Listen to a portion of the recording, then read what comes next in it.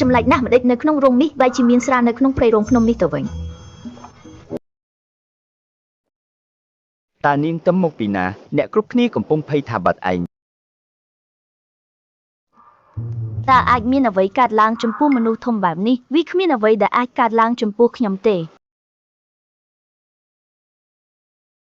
នាងដឹងថានាងធ្វើនេះត្រឹមត្រូវនៅពេលអ្នកធ្វើដំណើរនៅលើភ្នំនិងទន្លេតើអញដឹងទេថាបងប្អូនរបស់អ្នកទាំងអស់បានឆ្លងកាត់ការវិតម្លៃហើយអាចក្លាយជាគ្រូបង្រៀនបានពិតប្រាកដណាស់ដូចនេះខ្ញុំពិតជាអបអរសាទរដល់បងប្អូនប្រុសស្រីទាំងអស់បងស្រីខោបន្ទាប់មកអ្នកត្រូវចែករំលែកអ្វីគ្រប់យ៉ាងនៅពេលអ្នកទៅទន្លេនិងបឹងបងស្រីភេសជ្ជៈឆ្ងាញ់និងឆ្ងាញ់ត្រូវតែរក្សាទុកសម្រាប់ខ្ញុំអ្នកដឹងទេ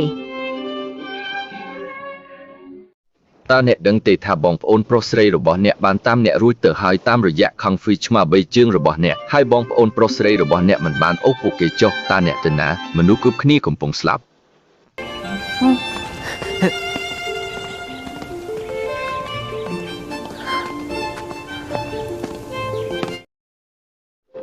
ឪពុកនិងមេទាំងអស់នៅខាងលើយេហូវតែងតែមិនមានមហិច្ឆតាទេប៉ុន្តែគាត់សុខចិត្តញ៉ាំអាហារឆ្ងាញ់ទាំងអស់របស់ពិភពលោកស្លៀកសម្លៀកបំពាក់ដ៏ស្រស់ស្អាតនៅទូទាំងពិភពលោកនិងស្វែងរកសម្ភារៈឱសថដ៏មានតម្លៃទាំងអស់ជាមួយ Shoe Benches Now Lotus Cream ដើម្បីព្យាបាលមុខរបស់ប្អូនស្រីខែនាងខ្ញុំក៏សង្ឃឹមថាគ្រូទាំងអស់នឹងលើកលែងទោសខ្ញុំសម្រាប់ការគោរព在河谷，